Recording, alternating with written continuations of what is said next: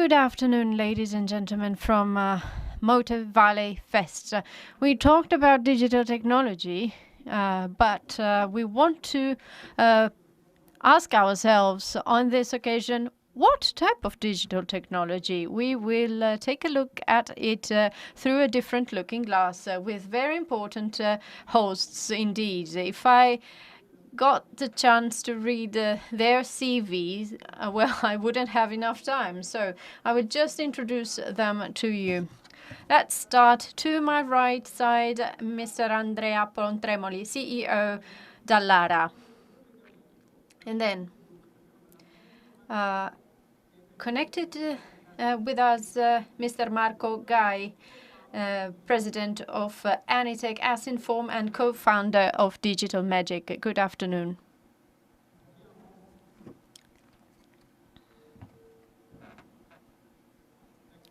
There he is. Good afternoon. Welcome. On stage, here at the theatre, Mr. Teodoro Leo, Managing Director, Automotive and Mobility Lead, Europe, Accenture. Thank you. Good afternoon. And then we have Stefano Marzani, Senior Expert, Autonomous Drive and Artificial Intelligence, Silicon Valley.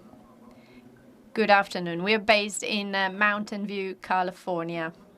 I'm Fabio De Rossi, Vice Director of the magazine Quattro Ruote. As the director said, time is limited, therefore let's start immediately by Dr. Pontremoli.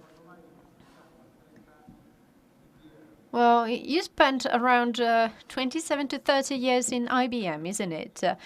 When it comes to using digital technologies, we think of 0 and 1. But when we think about cars, what's the point? I mean, there are many English words describing this process: deep learning, artificial intelligence, neural networks, augmented reality, virtual reality, BPA, business process, automation, big data. Well, how Dallara enters the cyberspace? We do enter the cyberspace in a very heavy way, let's say. We manufacture racing cars, and starting from the sketch to the final racing car, well, it takes 9 months. 8 months are taking place in the digital world, and 1 month is dedicated to manufacturing physically the car. So our technical digital technology helps to design the car, test it, and when we reach the satisfying performance, we manufacture it. This allows us to manufacture something that we know it works already. And time constraints are so big that we start with the production even before launching the car on track. And then one other very important concept is innovation. Principally, mainly, innovation starts from making mistakes. So if I allow myself to make mistakes, I am innovative. If I can't make any mistake, I only repeat what I know already. Digital technologies allow me to make mistakes at a very low cost. So I just need to redraw a sketch and recalculate the dynamics. This also was repeated for supercars, basically. So this is my homeland. My clients are here: Ferrari, Lamborghini, Maserati, Porsche, Bugatti, Audi. So high-performance cars. We take what we learned in the innovation in the racing cars and apply it to high-tier cars. This is digital technology to us. Then we have the digital technology on board the car, which is something different. And when it comes to our cars, this has to do with telemetry and what happens on board the car, the racing car, if it reflects my design. And I can also change the performance of the car while the car is working. When it comes to supercars, and some experts are better than me in that field, well, it comes to the human-machine interface. So it facilitates the use of highly sophisticated products on behalf of people that don't have the skills and abilities to manage such products. Thank you. Mr. Guy.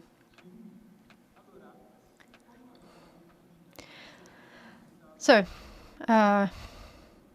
when we think of the word digital, one of the most frequent words we use or combinations we use is digital divide. It was forged by Al Gore, the former vice president of the United States during the Clinton presidency. He invented that word. So, the world at the moment is pushing towards let's say, digital equality as a fundamental right. What's the situation in Italy currently? What has been changing from the point of view of digital technologies when it comes to infrastructure and culture as well? Good afternoon, and thank you for inviting me here. So, what has changed so far in Italy? The first change happened in 2016. It was a very deep change. There was a reverse in the trend when it comes to the turnover and the increase in the importance of digital. So from the ICT world to the electronics, softwares, the cloud, and infrastructure allowing us to do that. Such growth over the last year was growing by 3% year on year, regardless of what was happening in the rest of the economy. So we witnessed a change. There was this raise in awareness which accelerated the business world. And the so-called Industry 4.0 was a great step forward. Culturally speaking, I would say that at last, digital technologies and ICT are not considered any longer by like a burden by companies, but they are considered as a change accelerator. Mr. Pontremoli has pictured very clearly what happens at their own factory. So this is really an accelerator and a value. Talking about the infrastructure, I have to say that the geographical conformation of Italy doesn't really help in creating infrastructure for digital technologies. Yet we had a growth, and we are now facing a paramount revolution, 5G. 5G is not only an infrastructure, it is going to be an enabling infrastructure for softwares. So we witnessed a change and an acceleration as well. Let me conclude by talking about the current moment. The pandemic and what we're going through made sure that digital technologies entered at full speed inside businesses and households. Think about the smart working. So this is basically a very important change. And I have to say that this is a very good step forward. A question, you just mentioned the smart working. All of a sudden, a very large size of Italy had to move towards something unexpected, and the system had to react. Well, I have to say the system reacted quite well. The whole world of ICT suppliers perfectly matched the demand.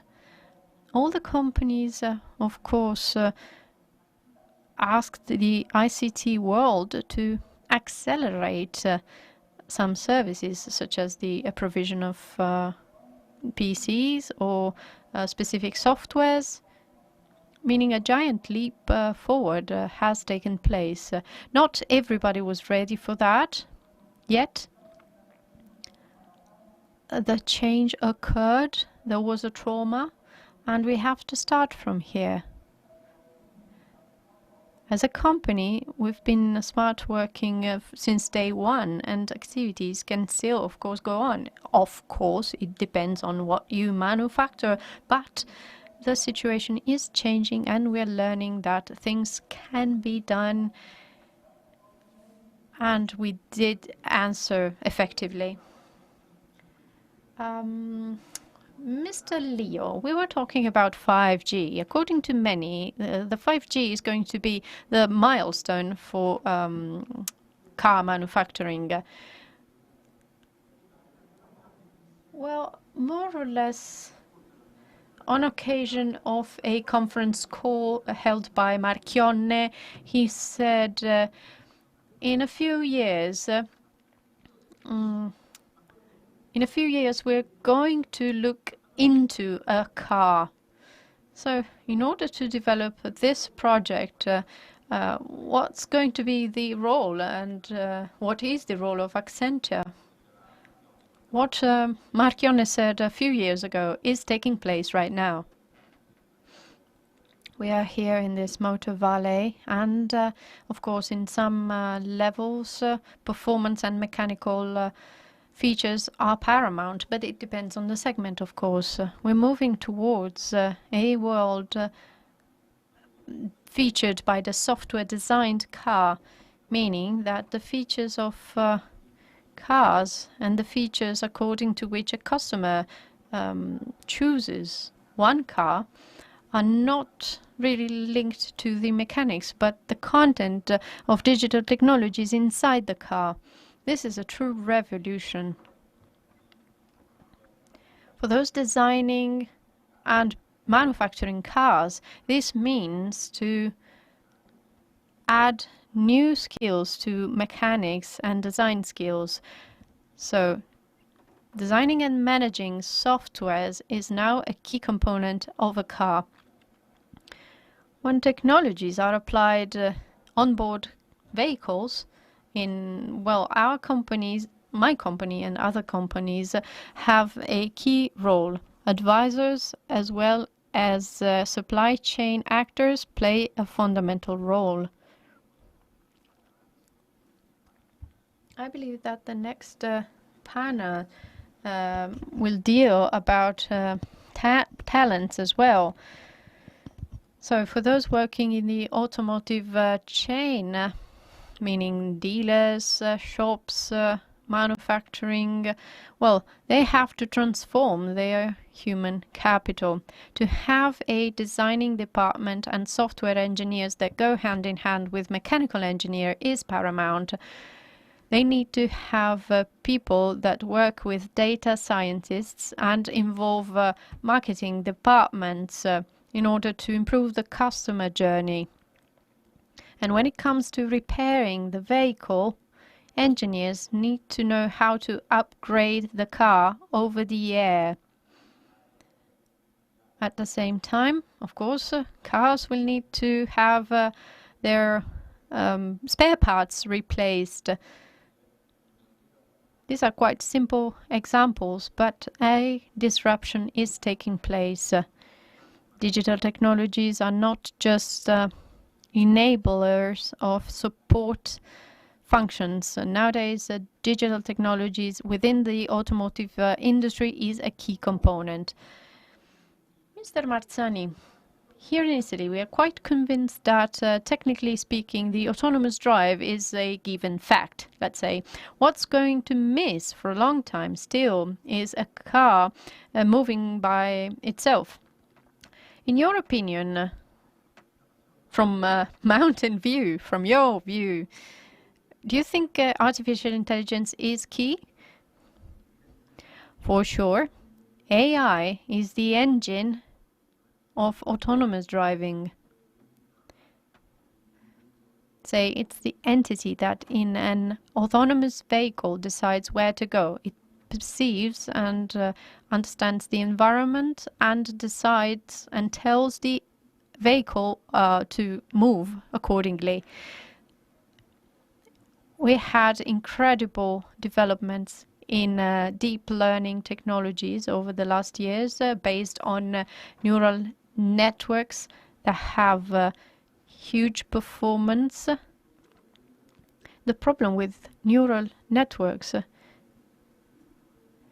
and with AI embedded in the vehicle is that they're not yes-no systems. They say 90% yes. So they have a confidence of 90%. Maybe there's a bin over there. That's the problem. I mean, we have to validate the system. So how can we make sure that the fleet is 100% safe? There's a series of innovations that have to be introduced here. There are problems and opportunities when it comes to digital technologies. I appreciated so much the answers I heard so far, because we have to work on that. Connectivity, 5G, and software-defined cars. Allow me to say a few words on that. All vehicles need to be connected. I do believe in the Tesla approach. Over the last years, Tesla has summed 3 billion miles data from the whole fleet. So not just a limited number of test vehicles. On the 14th of October 2015, Tesla sent an email to its customers saying that their car was enabled from this point of view. They collected data and injected, let's say, new functions inside the vehicle, inside those vehicles that were already on the market. So it's not about aftermarket. And from a digital point of view, this is very interesting. Tesla recently introduced a huge innovation.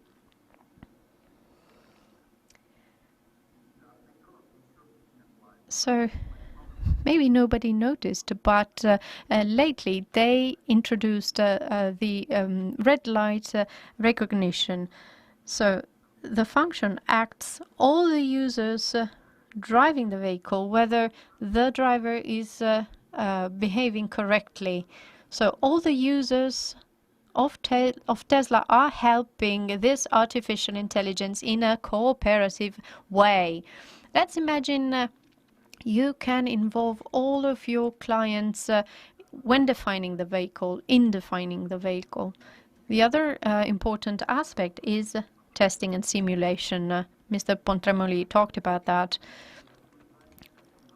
With autonomous driving, you need a co-simulation. If I think of simulation, if maybe I think of CAD, but in my case, I think of scenarios.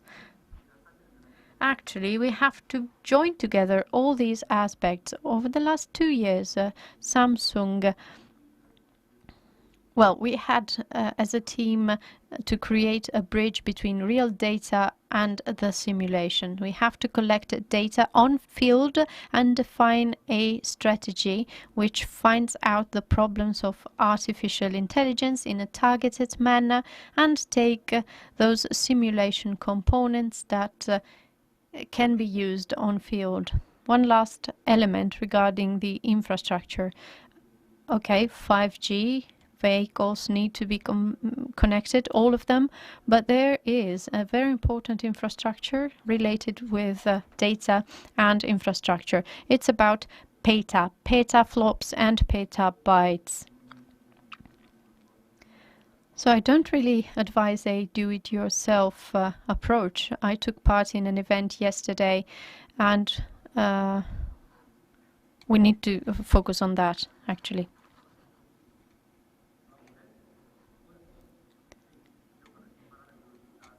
So in order to accelerate,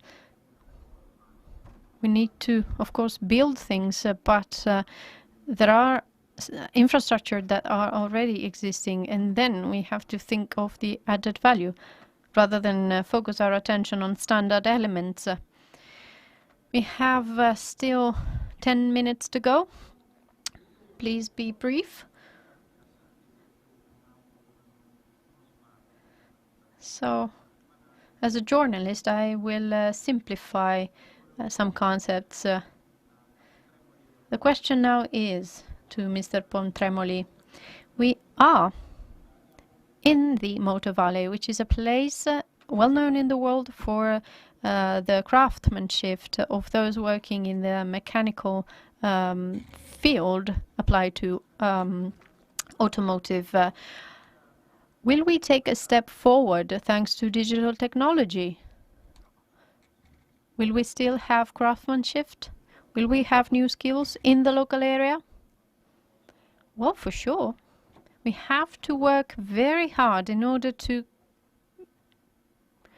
create new talents. I'm honored to be the president of the Motor Vehicle University of Emilia-Romagna. 10 car manufacturers of the Motor Valley joined their efforts and tried to design the future needs for our companies. We created 6 degrees that were not existing, bearing in mind the future. We then joined together the 4 University of Emilia-Romagna region with a crazy faculty out of which we chose the best professors.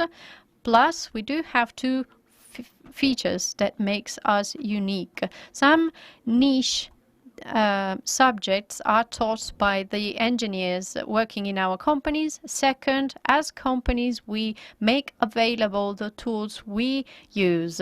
Dallara makes available the F1 simulator, for example, the wind tunnel, and Ferrari has this test area for the F1. So these tools can only be seen on a picture at times right now. But now these things have been joined together, looking forward to the future. The mayor, Muzzarelli, is creating a whole neighborhood within the city of Modena, designed with the right infrastructure in order to test the autonomous vehicles and connected vehicles as well. This is the homeland of motorsports and supercars, and therefore we have the chance in this storm to face the situation differently. We are in different boats. We are in different vessels. Digitalization can give us the advantage to move forward in this storm. So, the digital technology is entering every sector, from research and development to industry 4.0 or 5.0, up until sales and after sales. When designing the future, and if we think about the share mobility and alternative ways of purchase, well, will there be an important role played by the digital technology? Yes, absolutely.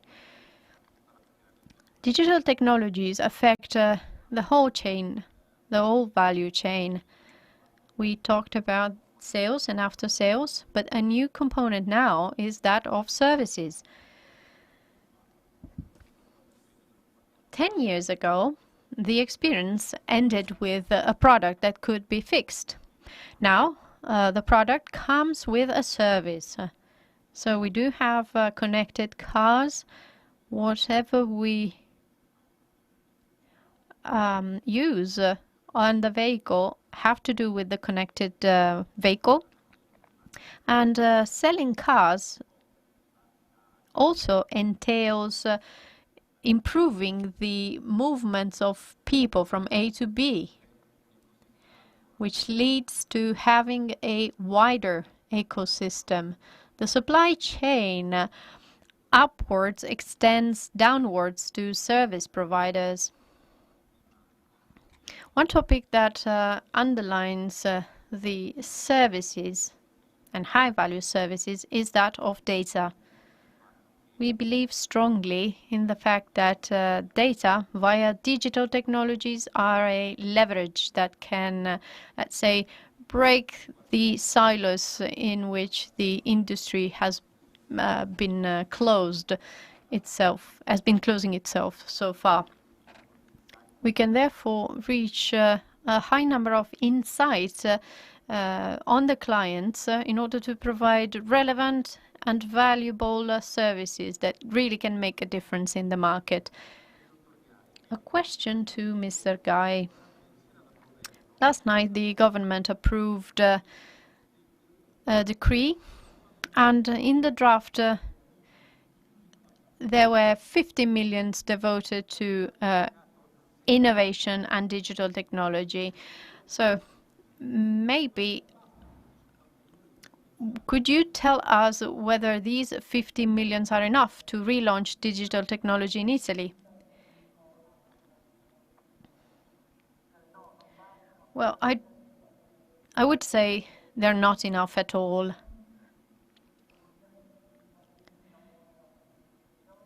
I heard so many similar opinions, and I would say that digital technologies are a key part in the development of companies and technological development at large. So these funds are not enough. We would need to have a straightforward policy to favor the digital technology within companies. Now we don't have products on one side and services on the other side. It's one unique thing. But if those 50 millions represent a start, well, we can build upon that. Yet we need to have a vision of our country in the next 10 to 15 years. Mr. Marzani, 2 minutes 53 seconds. It was June 2007, 13 years ago. The first iPhone was launched in the market. Since then, the world has changed from the point of view of digital technologies. What do you see ahead of us? Well, the automotive product will change. When we talk about a combination between products and services, it's not that the product stays the same. Digital technologies and well, a good article was published on the Harvard Business Review. The connectivity effect leads to a new nature of the product, meaning that the nature of the product will change significantly, and all the services will be added upon that. I expect this. I expect very different mobility and systems. We didn't mention a trend that goes hand in hand with the digital technologies, meaning electrification. This is a paramount topic. Digital technologies optimize the system of batteries and mobility, which are paramount aspects when we consider the transformation occurring right now.